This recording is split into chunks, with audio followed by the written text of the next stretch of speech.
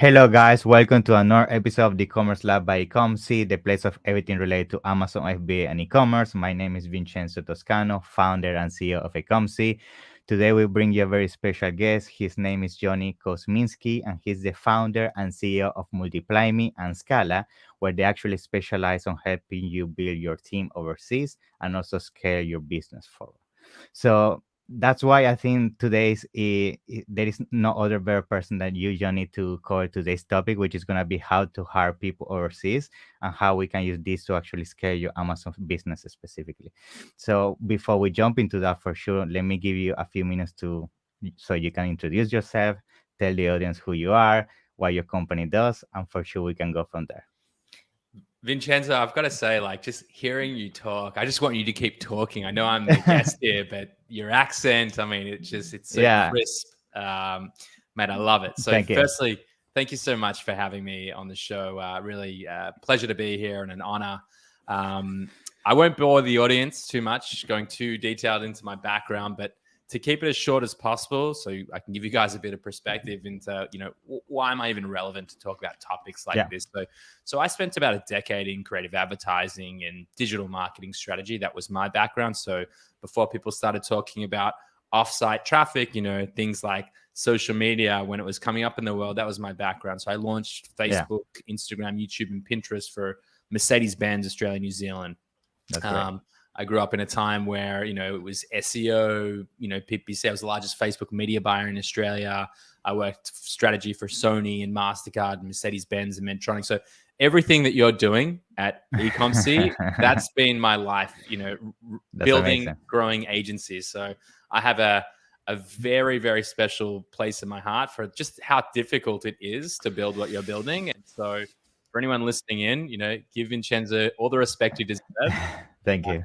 And be kind to any of your agency partners. I promise you, they are working around the clock to get the results for you, the client. Yes. But anyway, fast forward, I had a little stretch in Amazon myself. I grew an Amazon business from 2 to 5 million in 12 months, and that was acquired by Thrasio. Yeah. And on the back of that experience, I realized, look, there's a lot of ways in which we can help sellers professionalize their operation, for lack of a better term. And so two of the businesses, Multiply Me is an end-to-end executive search and HR function into the Philippines. So we find high-level talent. So throw the word VA out of your vocabulary. We are finding you brand managers, PPC managers, ops managers, inventory, supply chain, logistics. Like, that's our world. And then on the other side is Scala, which is a process improvement management consulting practice where we go into agencies and aggregators and larger e-commerce businesses to build out their systems based on people, process, and technology. So think of us like McKinsey, Bain, BCG, Deloitte, EY, Accenture, but specialized in e-commerce. And this is great for anyone in the space because what we do is we do it at a fraction of the price because all of our talent is out of the Philippines. So why am I even here to talk about hiring in, offshore countries or countries that are not, specialized in where you are right now and scale? We grew from a team of 4 to over 300 on payroll in about 2.5, 3 years. That's amazing. And so we're adding sort of 30 odd people every single month. And I think we're doing a pretty good job of it. For anyone who's going through it, I can definitely see that. But anyone who's going through it, there's always going to be challenges and nothing is seamless. Just like in agency life, things can be going great, but there are always going to be challenges. So anyway, I've gone on probably longer than I should have, but just wanted to share. Yeah, I mean, that's amazing. Thank you for sharing your background and all your experience. I think that's why it's great to have you today, because I think a lot of people think whenever they start an Amazon business, specifically within the e-commerce space, most of people want to do everything themselves, right? They never think about about growing their team, about scaling. And I think that's a very important topic to touch today, because the reality is that we have seen right now what is happening worldwide in terms of, if you don't focus on growing your team, if you don't focus on the long-term approach, it can happen that you end up yourself basically reaching the bottleneck of what you can achieve with your business, and that can be the detriment of your business, right?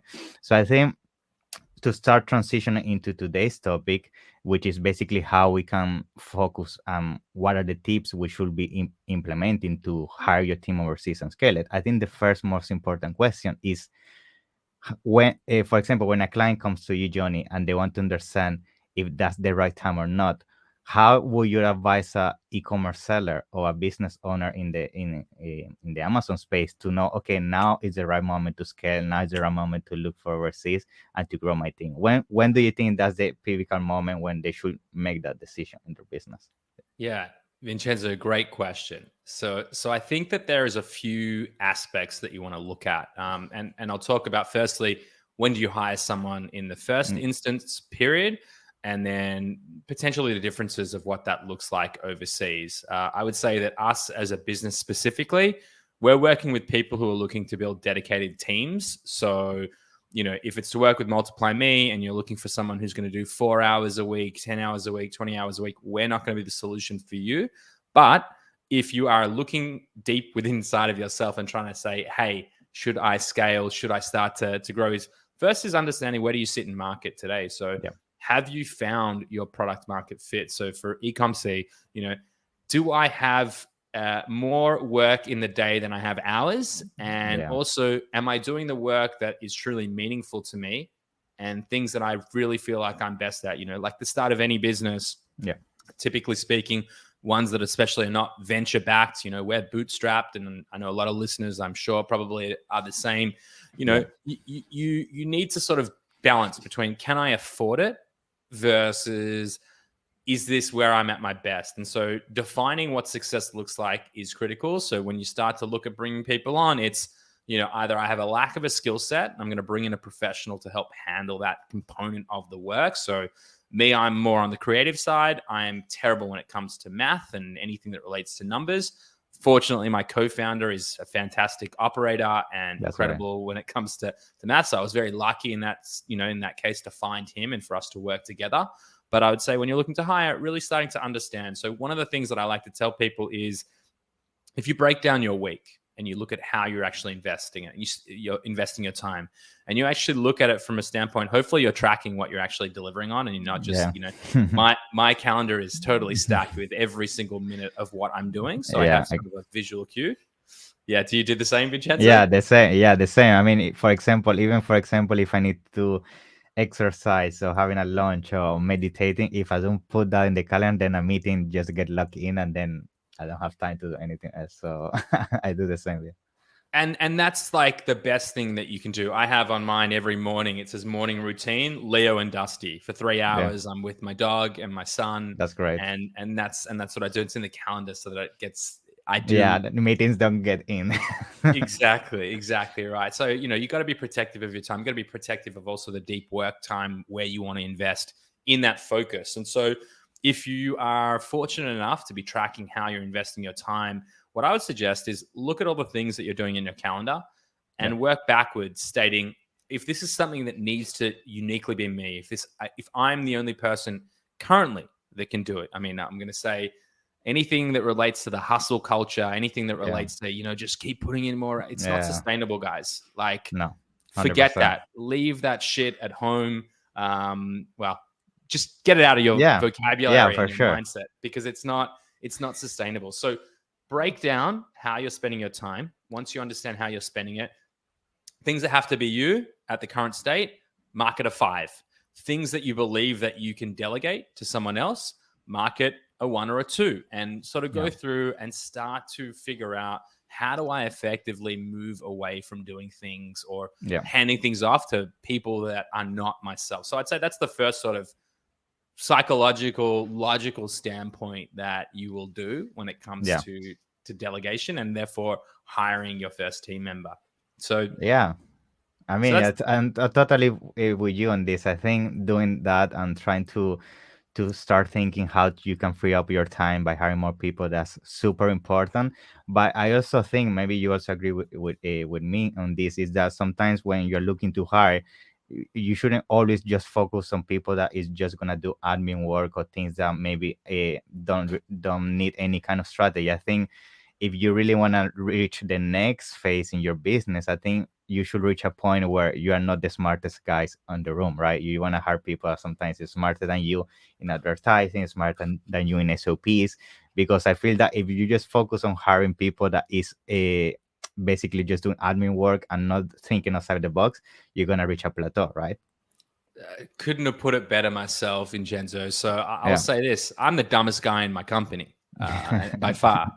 And I hope that remains to be true Yeah. forever, because that's how you create true intrinsic value, is to bring in people that are smarter than you, that can deliver. So you sort of brought up a real hot button topic for me, and something that I really like to share with people on how Sure. we go about our hiring process inside of Multiply Me when we're looking. So, one of the easy things that you could do is, okay, I know this person, I'll just bring them in, or, Yeah. I'm going to get a VA, which I hate that term. I think it should be killed, and they'll do some admin tasks. And so 2 things on that. One is that you need to delegate accountability and responsibility, not tasks. When you delegate tasks, you are still the owner and accountable for everything that's delivered.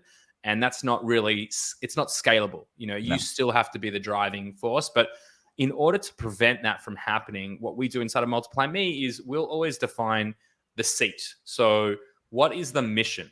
What does success look like? If I'm to hire someone, what is a 2 or 3 line maximum of, let's use PPC, PPC manager, for example. So the mission of the PPC manager is to ensure that our ACOS remain at a desirable rate, and that it is constantly updated and checked, so that our clients are having the optimal performance for their, Amazon PPC management. Something a little bit more eloquent than that, but literally that short. It should be that short. So that's the guiding light. And then on the back of deciding what that looks like, it's, well, what are the outcomes? What do they need to be doing in order to achieve that mission? So the next step would be, right, well, obviously they need to be really diligent in being able to go in and check, Amazon Ads Manager every day. They need to be reporting on it and have effective understanding of what healthy looks like, understanding the types of keywords they're going about. So you're starting to get my drift here in that you're defining the success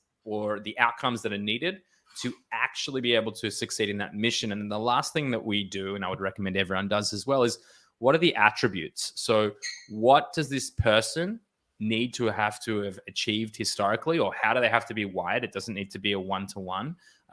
What do they need to effectively have to achieve in order to be successful in delivering on those outcomes and succeeding in that mission? So the attributes might look like very analytical, or has experience working in Google AdWords management, or search engine marketing, or they have demonstrable experience in PPC management. So you sort of build it that way, and all of a sudden the equation changes. You're no longer delegating, okay, on a Monday I want you to go in and look at this, and this is how I do my PPC management. It totally shifts the mindset. So I know I've given you a long-winded response. Yeah, it makes total sense. I mean, in summary, basically what you want to achieve is that person becomes an extension of you in terms of independency and taking action, rather than just copycatting everything that you just said, right?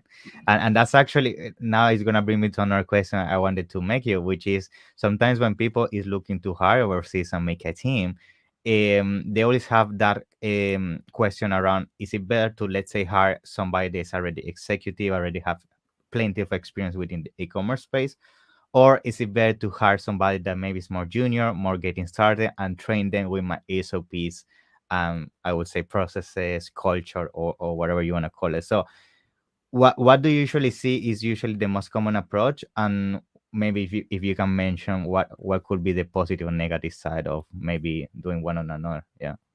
For sure. So I'm trying to unpack all the questions there, and these are all great questions. So I would say, firstly, if you built a great system, and especially if you built a great training ground for team members, then there's no reason why you wouldn't run them through the processes that you've built. I mean, that's great. If you've taken the time to really document out and again, let's just keep using the example of PPC management. If you've documented out what great PPC management looks like, then fantastic. What does that mean? Well, you actually need a lower skilled team member. And if you are to lose them, then ultimately they're much more replaceable. You don't want to create a culture of linchpins inside of your business. It's just, it's risky. And the reality is you want people to continue to add more value concurrently. And also, we were talking a little bit before we hit record, but in light of what's happened inside of Thrasio and their sort of over-indexation of the acquisition pipeline and how they're not as profitable as they had hoped, that just goes to show that rather than just bringing on ex-Wharton $250,000 a year guys who are going to be doing things that they're probably bored doing, you can find talent that I would argue are more capable in delivering it at a fraction of the cost. So I'm just going to take a step back and say, we've specifically focused on the Philippines. And we did that for a number of reasons. When we were sort of assessing, when we were building out the team in the Amazon agency or the Amazon FBA brand management business that we had, I keep throwing an agency and brand management, but I was a private label seller. I was a private label seller. That's really what I'm trying to say here. Yeah. It's been a minute since I was in the game, so apologies, guys, listening in. But ultimately, when you look at the Philippines, it's a population of 120 million people. Inside it, so huge, it's about a third the size of the US. When you look at the DNA culturally, you have people that are college educated in the business process outsourcing, BPO space, so 95% or higher. Inside of that, all education is done in English. So their literacy and spoken English is at a level that's much higher than similar countries when you look at cost of living, like Pakistan and India and so on. And then couple that with the DNA. Culturally, they are intrinsically detail orientated. So you'll find it harder to find people anywhere else in the world that are as detail orientated. So when you're building out a system and you want people to actually follow the rules, they're super non-confrontational, they're loyal, they're motivated, job security is really critical. So it's the perfect breeding ground to find incredibly talented individuals who are committed to the vision of the business. And, that's why we focus on there. So I would just say, and I'm a believer that we're talking today about globally dispersed teams. It doesn't matter if it's in Pakistan or India or Sri Lanka or Argentina or Brazil or the US or Italy or wherever you are in the world, Mexico. We're all used to this remote culture now, given the fact that COVID has been around for a couple of years. So I'd say one of the reasons that we exist as a business is not just to find great talent, right? Which we have 20 full-time recruiters, and that's great. It's actually on the other side, we want to help train people to be better managers. And so, I picked up this quote: "To be unclear is to be unkind," and I just keep using it over the last amazing couple of quote. weeks. Yeah. So, and I need to figure out who actually said it. I was That's a good one. I was at the EOS conference. You can see over my shoulder here a couple. Yeah, I can see. So I was at the EOS conference a couple of weeks ago, and one of the things I've come back to is giving clarity to what the expectations are for a team member that you're bringing on, especially in a globally dispersed remote working location, is the only way that you can stay both aligned and also create intrinsic motivation. So if I know what success looks like in 1 week, 1 month, 3 months, 6 months, 12 months, I know what I'm working toward and I have a yardstick to work toward it. So I'd say when it comes to working with anyone globally, really helping them understand what success looks like is probably going to be the most important thing that you set up as a manager. And when you go to hiring for the first time, set the expectations, because and I'll be the first one to put my hand up and say, I hired tons of people early on and, just said, what, they'll figure it out. They'll do it. And off we go. And I was going to say that. Yeah. The same here. and think about it as well. I mean, I'm guilty of this too. It's like, fuck, I'm hiring all these people, but I don't feel like I'm really getting anything done or really achieving great success. And that was the big shift for me, is that as soon as we started defining what success looked like, building our 1 year, 3 year plan, working backwards on how we achieve it, that's when everything clicked into gear. So I'd say, coming back to your, one of your first questions, understanding yourself, understanding how you spend your time, understanding how you can then start to delegate and bring in professionals to help subset what you lack is going to be your way forward in building true scalability. And so leveraging talent that costs probably a third to a quarter of what it would be in the US and similar, price location. Same here in Israel. I live in Tel Aviv, which is the most expensive city on planet Earth right now. Unfortunately for me. But anyway, I would say I am going on a little bit, but passionate That's about great. the topic.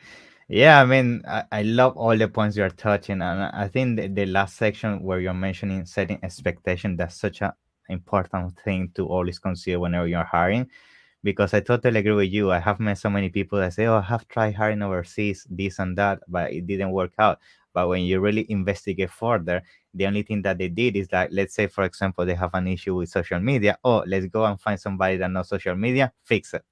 It's like, okay, but you're not giving what are your goals in terms of milestones, what you want to achieve, what is the long-term approach of your company. So fully on board with you. I think if you just think the hiring is going to fix the issue, I think sometimes even make it worse, right? So it's very clear that very important that you set those expectations from the very beginning, for sure, 100%. Totally. And when you get to the stage where I've got about 100 people reporting into me, I can't even tell you when you hire the wrong senior manager. Wow. What chaos that madness. actually can create in your organization, because now we're dealing with, that it's the information that they share with you and they're leading a whole team of 10, 15 people. It can create total disarray. So having clarity, being aligned on the vision and understanding how to actually deliver that, it's critical. That's what's going to set you up for success when you hire anyone.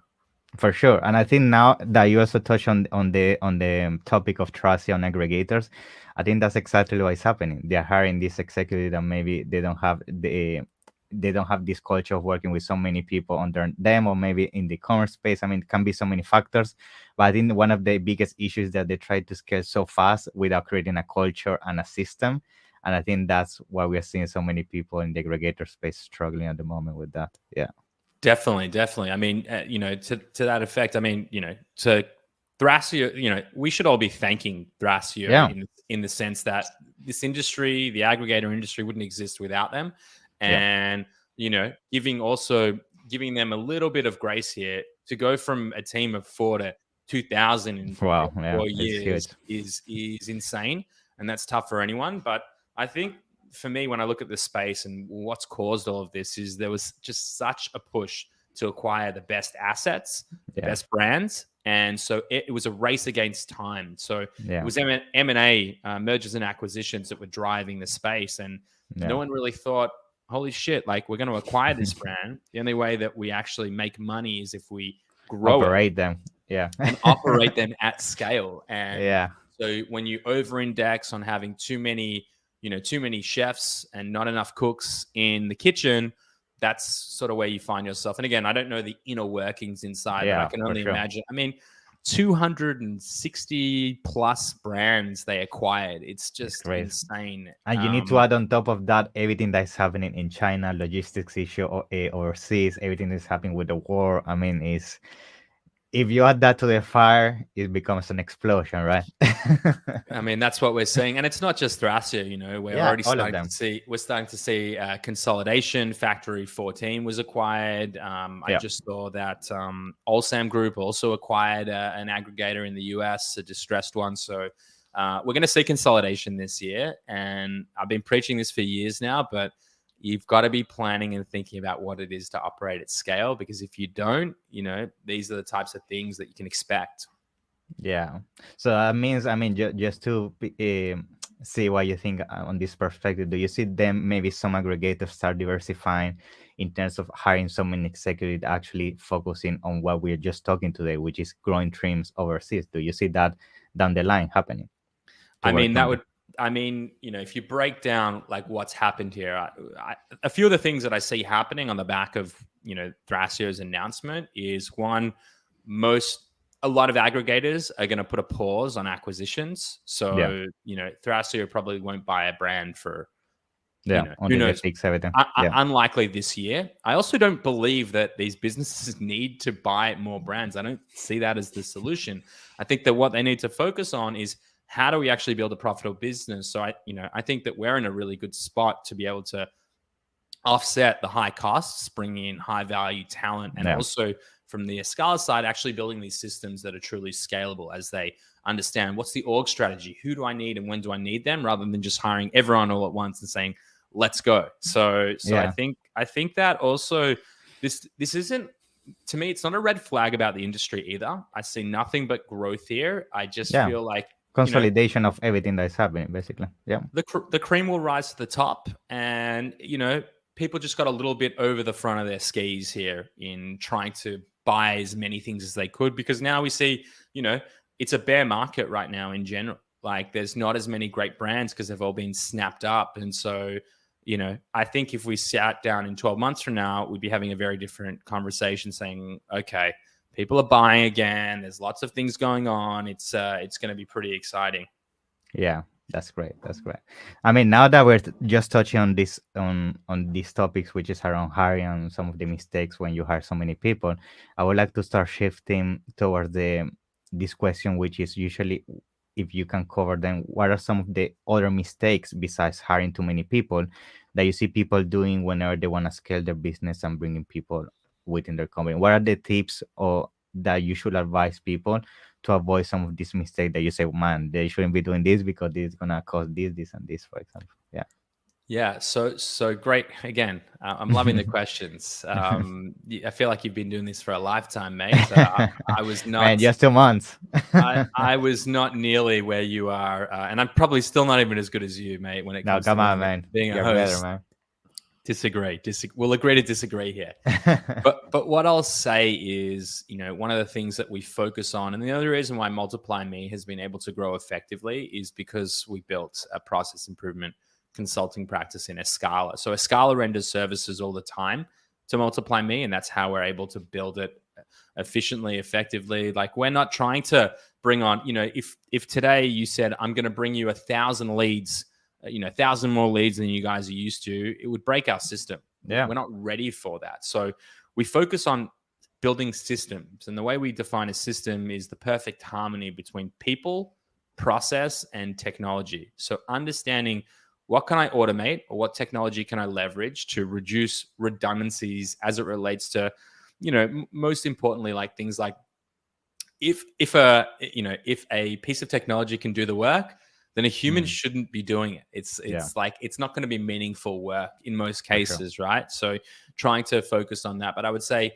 how we build process internally is we take what's called a top-down approach in building our sort of process hierarchy. So we'll build our core processes. We'll understand what are the core driving functions inside of each business that we work with and internally, and then understanding what are the sub-processes or the process groups first. What are those process groups that enable you actually to get it done? So an example of a core process would be new product discovery would be a sub-process, and a core process might look like product development, right? Yeah. And then we go into the sub-processes of, who's the individual delivery. So, the industrial engineer who's responsible for identifying and building products, and each of the steps that they'll do. So when you're building our process, it's very common that you'll take a bottom-up approach where it will say, right, you want to hire someone, you want them to be the person who manages your podcast. And you'll start to just say, right, well, what you'll do is you'll email them, you'll email the potential guests, you'll reach out, you'll see if they want to be on the show. On the back of that, they'll fill out a form, and on that, I'll get on the show, and then we'll do post-production, all these steps, right? But what you need to understand, or what the person needs to understand, is, well, where does that fit inside of the business? So right. So there's the video production team, and there's, the lighting. I mean, you've got such a beautiful background there, mate. You probably got like a lighting designer and lighting engineer. Yeah. And the copywriter. So you need to think about how each of these things interact. And when you talk about Amazon, we like to use the example of listing creation. So listing creation might seem like a very simple task, but when you actually think through it, well, what needed to happen? You needed to do all the keyword research to understand what we're going to list. I need to get the graphic designer involved to understand. I need a copywriter to be able to take all that information to understand how I'm going to write it out. But hang on a second. Now I need the PPC manager to get involved. And so you see pretty quickly that the inventory manager, who hasn't actually got all the inventory that they need to actually go live to support the launch strategy that you built. So listing creation is one of the things that touches so many different core functions in a business. And it's just, it's a monster, right? So Wow. Yeah, you opened my mind just now. Yeah, so many things we need to fix for sure. well, and that's for all of us, right? But I guess Yeah, the main thing is that if you start thinking about what are the core drivers of my business, and then where do the people interact, you'll start to miss less things because you've built each of the different stages all the way through to the working SOPs, so that our sort of litmus test, or how we define success, is any person in the business should be able to, within 15 seconds, be able to understand how to do whatever they're supposed to be doing, mm, going from the process groups to core processes, the sub processes, to the SOPs, to the working activities. And that's how we structure all of our documentation. So that's um, great. we could do a whole Yeah, hour on this yeah, topic, man. but there's a little glimpse. Yeah, it's huge. I mean, first of all, I want to thank you for all the content. I think with this last answer, you clear a lot of things for me and for all the people that's listening. So I appreciate that. And yes, I mean, before for sure we conclude today's episode, I want you to give you a few minutes so you can share where people can find you, your companies, how can people start working with your team so they can reach out. Yeah.